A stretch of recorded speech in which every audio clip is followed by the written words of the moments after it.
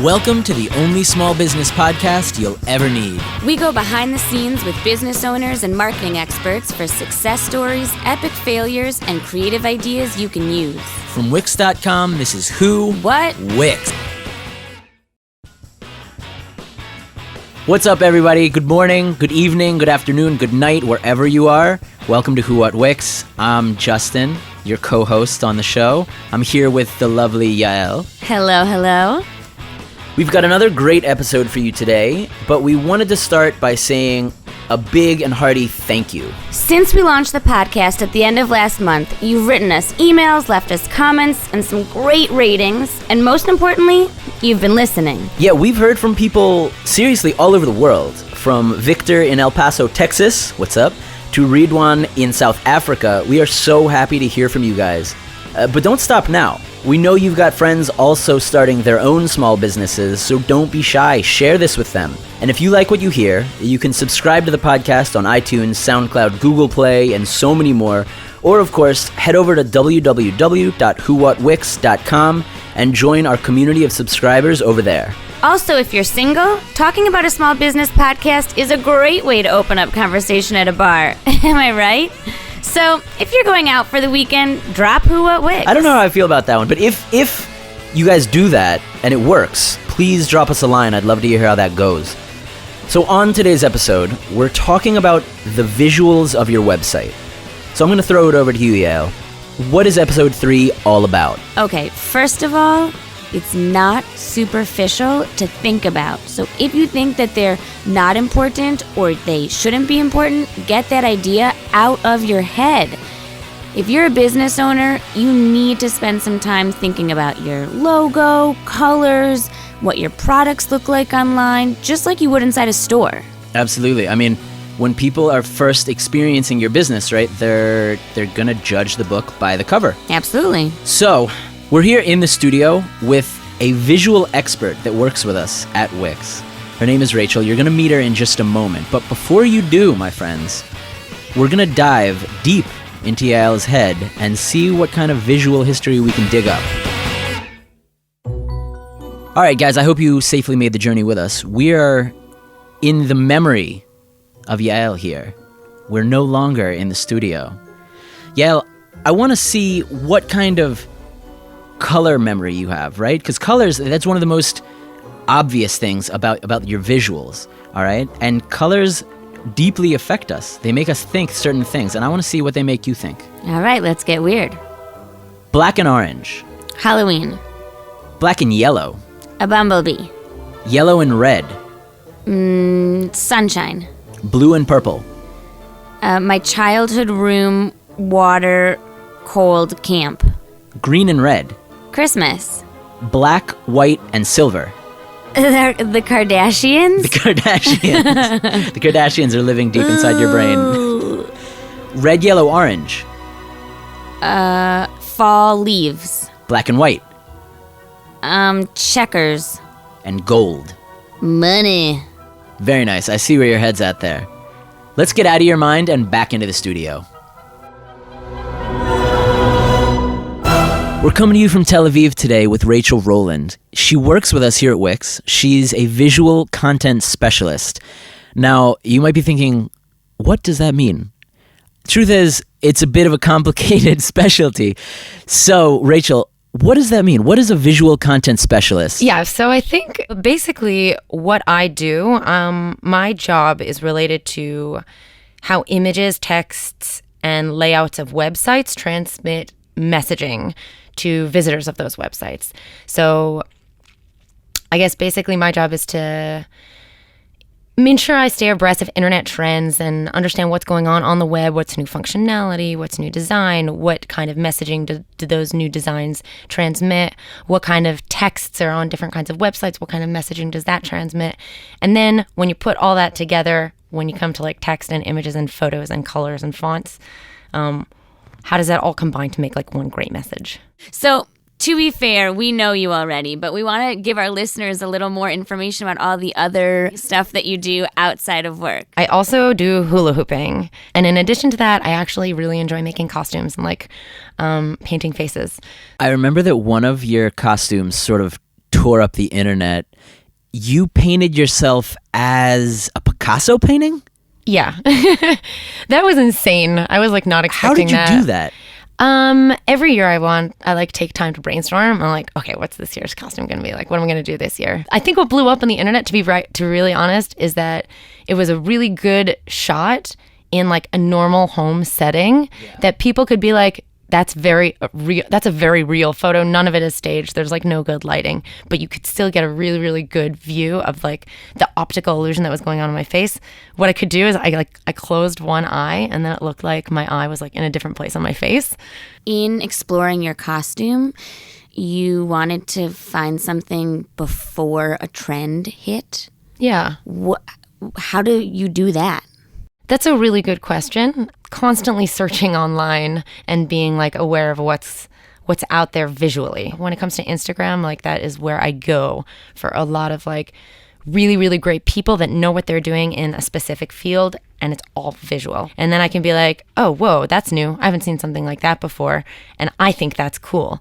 And then when I see like another one or two people in my feed like trying that out too, like you get an idea that, okay, this might be going somewhere. Like, this looks pretty cool. And then it's crazy, but in like the next year or two, probably you'll see it like becoming more and more mainstream. You might see it in like a couple music videos. You might see like someone on the cover of a magazine like wearing a print of an image that you saw in like a different context. But that's kind of how things roll, I think. And that's why this Halloween, we're going to see kids across America painted as Picasso paintings.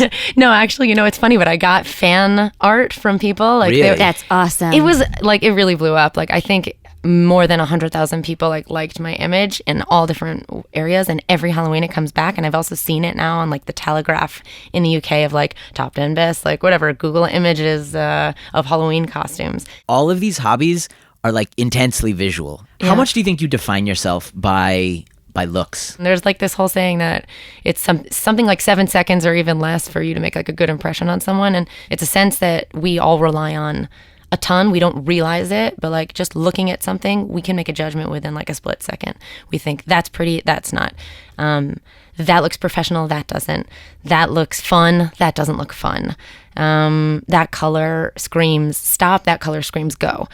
These are all things that we learn like at a really young age, and we have a lot of very, very deep associations with those kind of things. But just like what you were saying, I think most people, even subconsciously, are sensitive to the visual experience, whether you are paying that much attention to it or not. Like, it's going to give you information. It's going to give you some sort of emotional response. Yeah, that's definitely true. I mean, people know it.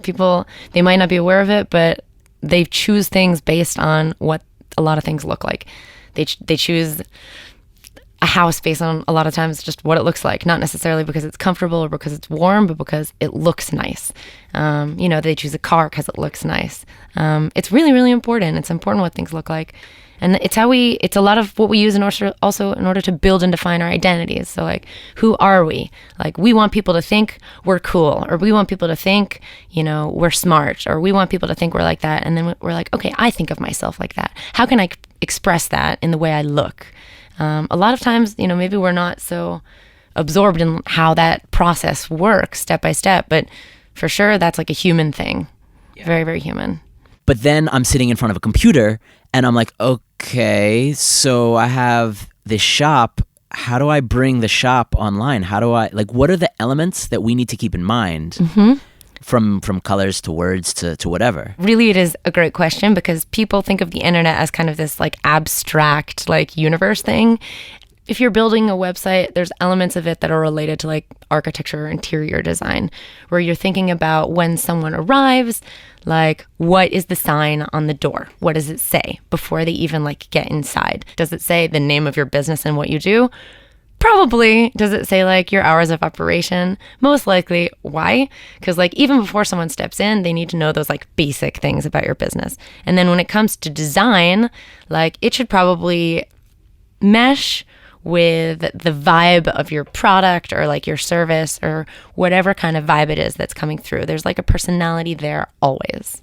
I think as a business owner, it's a more comfortable place to be in like a brick and mortar shop. What do you see as the elements that people sort of don't translate visually online that they are missing most often? I think a lot of the time it comes down to just like explaining what it is that they do. Let's keep going with this analogy because I think it really works. But like, let's say that all the people surfing the web are just like pedestrians wandering down the street. And like some of those pedestrians are like, oh, I'm hungry. Like I need to look for a place to eat. The first thing that they're going to do is like look for a sign that says food or restaurant or Pizza. Yeah, or pizza, or like maybe like a symbol that has like a fork and a knife. Why? Because they're gonna be like, oh, probably that's where I can get some food because I'm hungry. And then once they see, that's like their first thing. So, okay, I'm a pedestrian, I'm hungry. Oh, there's a sign for a restaurant. Then the next question is, okay, what kind of food does that restaurant serve? And then as they go deeper and deeper, the customer or the pedestrian or that hungry Joe will be able to make an educated decision on whether or not he actually wants to eat the food that's being served in the restaurant. It can be based on price, it can be based on the type of food, or it could just be based on the fact that like the place looks like a dive bar, or it looks really luxurious and they feel like spoiling themselves, or they feel like eating on a budget. But these Or are if the food looks good. yeah, or if the food looks needs to look good, pretty appetizing. yeah, okay. So, or if the food looks good, totally. Or if it smells good, if the smell is good, or even like colors. Actually, I don't know if people know this. Probably they don't. But like, if you look at all of the different logos and designs of different kinds of stores, you'll find that there's like a lot of patterns in terms of colors with different kinds of restaurants. But the majority of restaurants in general focus on specific colors, which like stimulate appetite, which is crazy. But like reds, oranges, and yellows, you'll see that in a lot of like fast food places because it's like colors that stimulate our appetite. Yeah, I'm just thinking the golden arches of, the world's hunger. Exactly. Boom. Yes. But I feel like every pizza place has a red sign. Every For some pizza reason, place in my has a red mind, if I sign. thought of a pizza place, it would have a huge red sign. And it's also an impulsive color. So like you see it and it's like, Right. boom, okay, or stop or go. Or like there's something like really, really deep and impulsive about it. The healthier choices. Green. Yeah. Green. Why? They evoke, first of all, they're calmer. It's not impulsive. You're being more considerate with like whatever it is that you're thinking about eating. We were reminded of vegetables and being outdoors and being healthy. So like there's also a lot of subtle messaging in the colors that you choose as well. But again, I'm going to like rewind and say that's getting even like deeper. That first thing that everyone needs to do on their website is that like, I'm a restaurant, like I feed people. And then, okay, then you can take it a little bit of a step further. And when people forget to put that on their site and they just put like a nice image of themselves and their name, no one has any idea like what that thing is. It could be just some dude's apartment. Like it might not be a restaurant, but he might actually be serving food in his apartment and expecting people to pay money for that food, and no one would have any idea.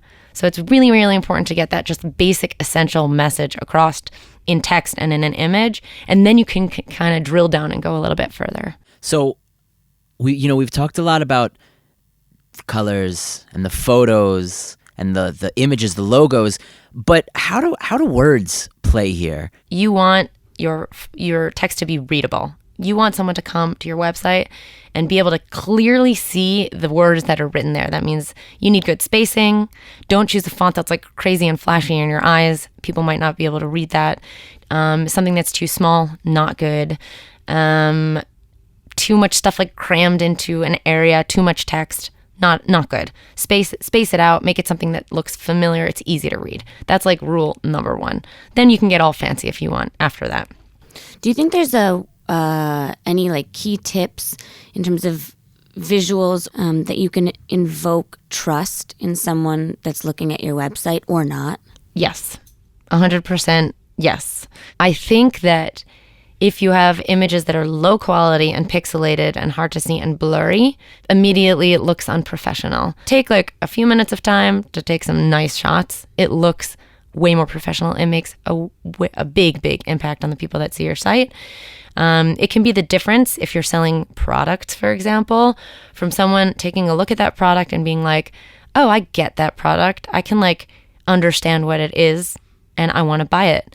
To someone who says, it's not really, that picture's kind of blurry. Like, it's not really clear what that is. Like, maybe I'm not going to get what it looks like on the internet. Like, I don't feel like I can trust the seller. I don't think I'm going to like buy that product. So you want your design to like bolster your product or your service. You don't want it to distract from what you're doing. Yeah. That makes sense. Definitely, for sure.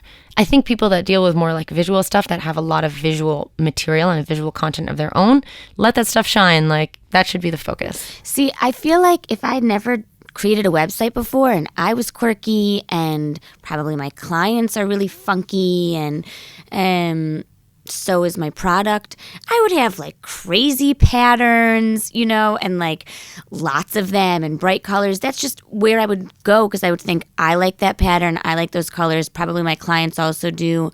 Maybe they're like, the background is even as wild as my product. And you're saying like, no, that would be a mistake. In general, I would say it's a mistake. Again, it all comes back, the way I see it, to those like main points, like putting images of things that you like, but don't actually say anything about what you do or like where you're located or anything like that. You're like, oh, I love my dog, I'm going to put an image of my dog on like the front page of my website.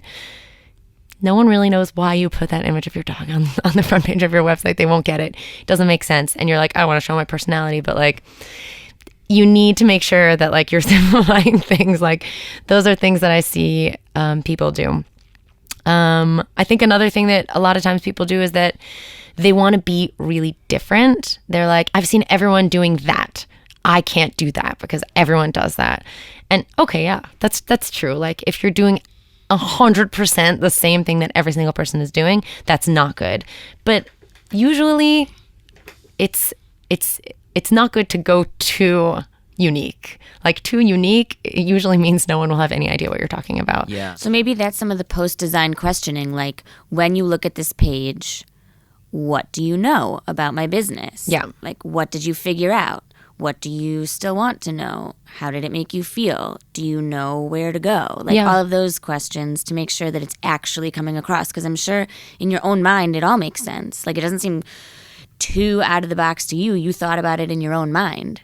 Definitely. And I totally agree. And I think it's hard to ask those questions. Those questions are hard. A lot of people will say, do you like the way it looks? Do you like the colors? Oh, Those yeah, aren't it's good really questions pretty. to ask. It's really pretty, thanks. Yeah, exactly. Yeah. Or I'm not orange. Like, I'm not so much Right, and into it's orange. subjective. It's like, who totally cares? subjective. Some people like orange, some people don't. That's cool. What I would ask yourself, what is the first thing that you want someone to do after they arrive at your website? Like, do you want them to call you? Do you want them to contact you through your contact form? Do you want them to buy a product? Do you want them to set up an appointment through the website? Like, what is that main one thing, if you had to choose, that you want them to do after they see your homepage? And that should be like in a button in like the homepage of your site, in a very, very, very clear, obvious place. Make sure that that's clear. So, Rachel, you've given us a ton to sort through, but we want to put all of this knowledge, all of this visual content specialist knowledge into action, right?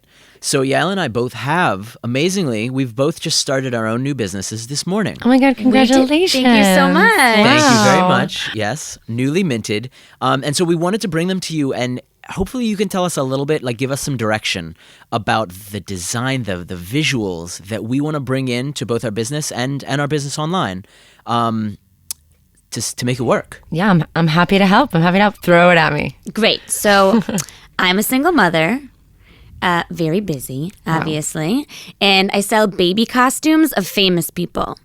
So in my shop, you can pick out a toddler Adele outfit or an infant Obama outfit. I sell them out of my apartment and I sell them on Etsy.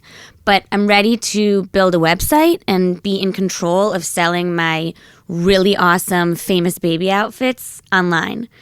What type of visuals do I need to capture an audience? Oh, wow. Well, Yael, I mean, do you have a name for this business? Do you have a name? What are you guys called? The baby fame game. baby fame game? Yeah, Baby baby fame fame game. game. It's like hashtag baby fame game? Yeah. Oh my God. How like well that. will that work on social? It's amazing. Yes, you need an Instagram feed, and you definitely want people that buy those costumes to post images of themselves with the hashtag baby fame game. Definitely. This is something they need to do. It will allow like people to get an idea of how cute their babies could look by looking at other cute babies in like Adele costumes. So for sure, just like we were talking about before, those like quirky shoes, et cetera, your images of your costumes and people in your costumes and being happy or like having fun in your costumes, that should be the forefront of your website. I would recommend keeping like the design clean because I've never seen a costume like that. I know, I'm super niche. And so like that should be it. Just like a huge image of like lots of babies in those costumes on like the grass, or like, you know, pretty moms like holding their like, I don't know, Adele babies, and that. You need to make sure you have really good images of your costumes. First of all, a really good welcome shot of like those babies in those costumes, your logo obviously in the header, and the name of your business. And I would even, if you do that Instagram thing really well, I would even put that like hashtag either in the header or in like somewhere really prominent in the beginning of your website, of your homepage. And then shop now. Like that's like the first button. You want people to buy a product. Immediately after that, if you have like a best-selling item, like something that like is doing really well, you know that it like flies off the shelves, that featured product maybe right after that. And you could even have like a mini gallery of like the costumes of the week. What does that give you? Just on that homepage, a snapshot of like what you do, what your products are, what you want your user to do immediately after they see that, how they can click through and buy it. The obviously coolest thing that like everyone is wearing, and then all the people that buy those or have bought those already wearing it. It builds trust. It makes it it's clear messaging. It puts the focus on like your product immediately, and you have that like hashtag so that like people can even go onto their Instagram and be like, oh, cool, follow. That's awesome. So this user-generated content that I could get if it takes off on social media is going to save me so much time, because I'm just going to get tons and tons and tons of visuals that will take over my website and be on social and be shareable, and I could put in my newsletter, et cetera, and I don't have to be doing a photo shoot every week. Like I can sort of take that off my plate and just know that my product is strong enough that if the users are loving it and sharing it, it's going to save me time and get me a lot more interesting, like dynamic, diverse content to use. If you have a friend who has like lots of babies, she should be your ambassador, and she has lots of time and lots of babies. Just be like, I'm going to send you free costumes. All you need to do is take photos of your kids. Right. And you know what? Tell your friends that if they buy through you, they get like 10% off with your like, you know, friend with lots of babies coupon code. And then you got an ambassador right there. You have way more time on your hands to do whatever it is that you need to do. Do you take costume requests? Because I'm just thinking how much I would love. I really like babies dressed up as old people. Oh my God. That makes me laugh. They don't need to dress up. They look like old people. Absolutely. So like a baby Bernie Sanders, Yes. or like a baby Ruth Bader Ginsburg. Do you paint with a wrinkles on a tiny baby's- gavel, with the smallest gavel. That's really scary, Wait, Justin. baby Ruth Ginsburg is everything. Yeah, that'd be great, That'd right? be amazing. Yeah. I am thinking of a horror movie right now with like these costumes. It's so frightening. So amazing and creepy. Cool. All right, so I can see this website. I think it's taken off. Yeah, agreed. I've like already Thank you for your pre-ordered. consultation. Pre-ordered the fall collection. I pre-ordered the fall collection. Just in time for Halloween. All right, so we're going to shift focus a little bit from something adorable to something that I think we might have a little bit of a harder time selling, okay? Because, Rachel, I'm a college student, and I'm trying to start a bike delivery service for burritos that I make in my dorm room. I'm trying to capture both, you know, the visuals of the food, but also the delivery. And what I'm thinking might be a problem is that, you know, I live in the dorms, so my kitchen is really small. And so I want to play up like how easy and convenient this is, but I don't want people to think about the fact that I, you know, Make heated- burritos next to your smelly socks. Yeah, can't be Okay, gross. the socks are clean, thanks. But I am making them, you know, it's mostly microwavables. Okay. Okay. Okay. And I only have a mini fridge. If you want to focus on the service and you want to focus on delivery, like obviously the hours of operation are really important. Like how can you, if you want to focus on that, you need to focus on like what is your service? How do they get in touch with you in order to order a burrito? How fast should they expect it to come? Oh, that's smart. How does it arrive? Focus more on the convenience, on the hours and the time that it takes. Because Yeah. I'm thinking my friends, when they order at 4 a.m., they don't want to wait till breakfast. Yeah, I mean, this is late night munching. yeah, but no, I actually seriously would have your website be like as sparse as possible. Okay. Like Okay. really, really, really basic. Just like burritos 24 hours, something like that. And then like your phone number, and then maybe just like a gallery of those people, just like with the selfies, call at any time for your burrito. In like 5 minutes, it arrives steaming hot. Something like that. Something really, really sparse. Because like the rest of the story that you told me about your burritos, no one wants to hear that. No one wants to hear that. No. Okay. I think I'm also going to be a success. Don't look at me that way.